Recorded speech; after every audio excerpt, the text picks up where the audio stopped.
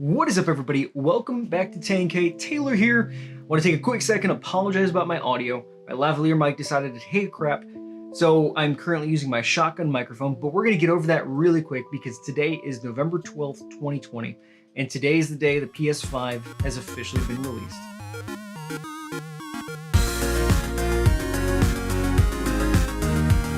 Okay, so as I stated, today is the release date. Just got my PS5 digital edition in. We're gonna take a look at this, gonna go through the menu system, see what it comes through. It's just gonna be a pretty much an overview for today. Look at what we get in the box, as well as the only accessory I purchased with it, which is the DualSense charger. We'll take a look at that as well. But like I said, we're just gonna do a little unboxing overview of what we get with the digital edition. The only difference between this and the other version of the PS5 that they released is the one that has a disc drive. It's literally it. $100 difference. I saved $100. All right, so let's take a look at it and go right on in. You got the pretty lightning speed, breathtaking immersion, stunning games, but I don't really care about any of that. I just want to get inside.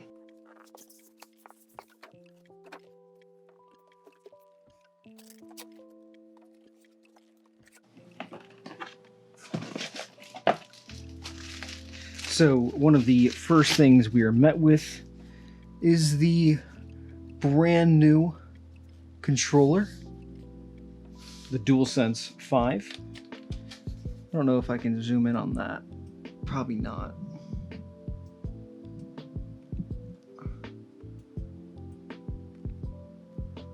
If you can tell, I'm not gonna be able to focus in or not.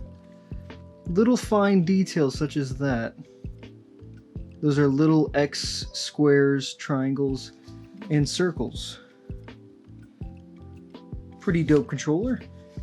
But you've got, it's pretty much the same layout as the previous controller. You've got a Type-C charger on the top. On the bottom you have the new dual charging 3.5mm microphone jack, as well as a built-in microphone now. You can see right there, microphone's built in. You can mute it with that little mute button right there. And the PlayStation button is a nice positive button. But very, very nice. You've got some instruction manuals and hopefully some registration paperwork. The power cable, the base station, whether you want to stand it or set it on its side.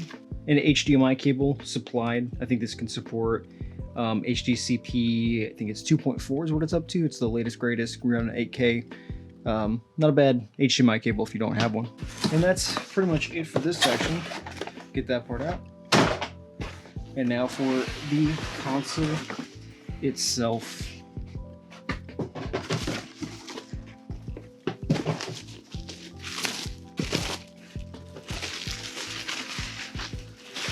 This is a big boy right here.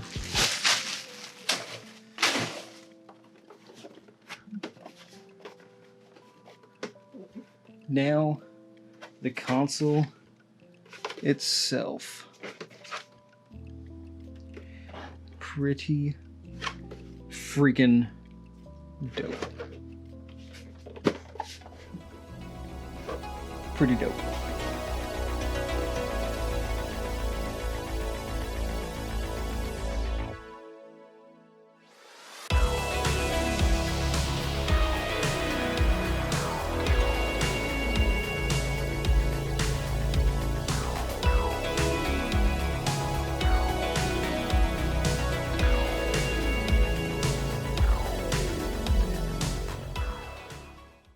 What is up, everybody?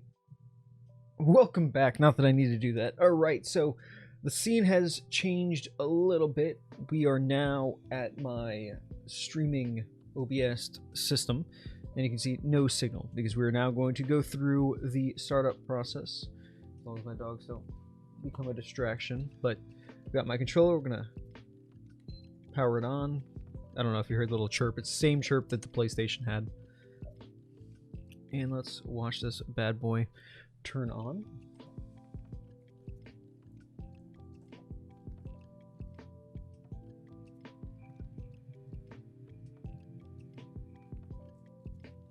Nice. So that was the startup. I kind of already have my stuff set up, so I didn't have to go through that whole long process, but it's not super difficult. You log into your PlayStation account, it gives you the option to go ahead and upload your previous save data as well as games. If you're using an external drive on your PlayStation 4, all you do is plug the PlayStation 4 external that you're using into the PlayStation 5. It should automatically recognize it, automatically recognizes the storage, and you're good to go from there. So we're in the main menu. The main menu has changed quite a bit. So you have your, what do they call it? Home base, I think is what it's called, which is this. This is your home now. So as you notice, all of those setting options, you still have the regular setting options. I really haven't noticed any of those change. I think there might be like less, but really, I mean, you can set times. You still can see storage. Storage pops up, of course, in the system. You have a terabyte, but confirmed console storage with the OS installed, everything like that, is only 667.2 gigs. Then I've got my external, which currently cannot be used for PS5 games. It can only be used for PS4 games at the moment, but luckily there's not a whole lot of games. But it's snappy. That is one thing you'll notice real quick. Of course, right now I'm going to check here, but it's snappy. You can see all my PS5 installed games, and you see it denoted there. I can't really point it out, but see how under all the games it says PS5.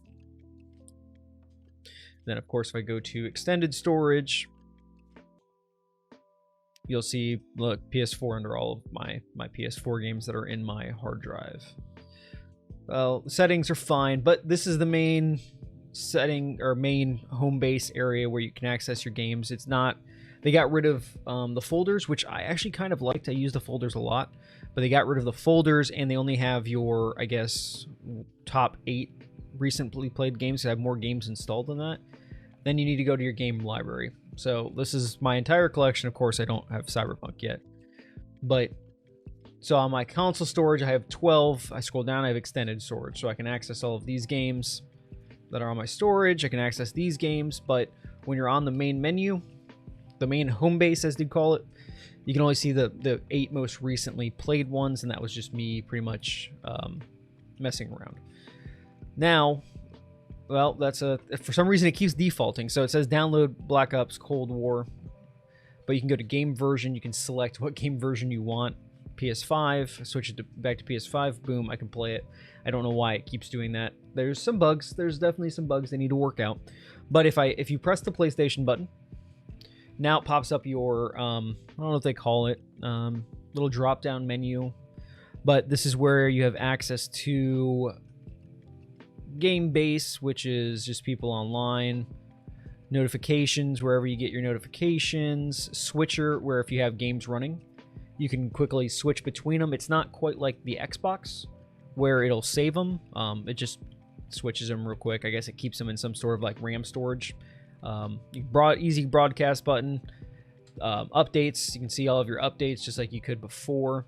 Now, that is one thing that I want to note, because it's the greatest thing, just while we're on the topic of downloading. Unlike the PS4, they have updated the internal internet. So there's Wi-Fi 6 on this, which I'm not using Wi-Fi 6, I'm using Ethernet, but they have Wi-Fi 6 module, and they upgraded their Ethernet. So now I have a gigabyte speed at my house. My old PlayStation would maybe get like 50, 60 megabytes download if I was lucky. Now I'm up at 400 with this guy. So downloading is a breeze. You can quickly go over and check your network, see how you're doing. You can go access your sounds. So of course it's defaulted to, it always defaults to my TV for some reason, but I use a headset. So I defaulted to my headset. You can adjust your mic on the fly. You can mute it. Accessories, you can see all the accessories connected, and of course your account. So that is the station. Let's hop back over to the main camera and let's wrap this all up. To wrap up my PlayStation 5 overview, of course it's the new system. It's got the new AMD Ryzen whatever a GPU, APU, whatever it is inside that makes it run faster. Of course, you've got ray tracing that's been developed in video games. Of course, you got the new controller, the DualSense 5, which it's kind of difficult to show you what it does. It's really difficult to show you what it does. So I've got Black Ops open at the moment, and if you've ever fired a gun before, there's usually a little bit of slack in the trigger before you make a positive connection. And then there's the pound draw, just depending on what it is. Glock's usually 4 to 5 pound draw. Now, of course, I don't think the game gets that in depth, but if you can see, just to pull the gun out, and I think you can hear the gearing inside. If you can hear the gearing inside, it's putting pressure on aiming down the sights. Then, of course, there's slack. So I have that much slack before breaking and firing the gun, which is a neat concept. It's a cool feature, but in competitive gaming, it's really unnecessary. I think you're gonna find that with the adaptive triggers as well. While it's a super cool feature for single player games to get more involved with the game, more there's a word I'm looking for, where you're sucked in, drawn in. I just can't think of it at the moment. Pretty tired. But it's cool for that. But when it comes to, for instance, Call of Duty gaming, I think the trigger is just it's gonna make people feel like they're slower and they can't react as fast, which of course you have something interfering with you and the actual trigger function. So it'll be interesting to see Scuff release that. Oh, if you're also wondering too, these are just little grips that I put on the end of my sticks. One, it saves the sticks from rubbing away, and two, it just gives it a little bit better feel, I think. They're cheap, they're on Amazon. If some people want them, just let me know in the comments and I'll put a link in the comments, but I'm not gonna worry about that. But the controllers, like I said, it's the new controller, but it's just pretty much it's the same thing. It feels a little bit larger in the hands than the PS4 controller did. So like I said, I'd be interested to see what like Scuff comes out with, or if PlayStation actually releases a Pro controller. That'll be pretty interesting. But the PlayStation, it can play up to, I guess, 120 hertz. A few games like Black Ops, if you have certain functions turned on, it disables the 120 hertz function, but 4K, 60 frames per second. The box says 8K. I don't even have a way to test 8K. So I'd be interested to know how that is. But if you noticed in the stream capture that I just did, if you noticed the colors were a little bit muted, that's my bad. I forgot to turn HDR off on my PlayStation, and it just has to do with my splitter. When I split going to my capture card on my computer, and I split going to my monitor. I don't have one of those pass-through ones. Well, I do, but it only passes through 1080p, not 4K, and I don't want to look at a 4K resolution on a $400 console. So I didn't do that. So I split it, and it has a problem with HDR, because technically it doesn't capture HDR, but it mutes it out. It's weird. I just forgot to turn it off. But guys, enough rambling. That is the new console. This is just an overview. I'm going to have more PS5 content coming up here shortly, getting a little bit more involved with it. But that's just my brief overview. Guys, I appreciate you. Like always, I appreciate you watching the video. I appreciate everybody who comments. I try and respond to everybody. Unless I'm busy, I try and get back as long as I know the answer to the question, or if I can find it for you guys. But I appreciate it. Let me know in the comment section below. Are you going with the PS5 or are you going with the Xbox? One of the main reasons why I didn't go with the Xbox is I have my computer, which pretty much plays all the Xbox games anyway, so didn't really need it. But let me know what you guys are thinking. What do you think about the size? This thing, it's hard to tell, but you can see it poking out right here on my screen, or I'm sorry, right here in the camera. And then the PlayStation is sitting off the side of the desk. The wife's PlayStation 4 is sitting off the desk because that thing is ginormous. Let me know what you think about it, guys. If you like the video, like it. Stay tuned, guys. Subscribe to the channel if you like the content. I've been trying to put out a lot of stuff. Need to get out of my own head, but that's a me thing. But as always, I appreciate it. Have a good one.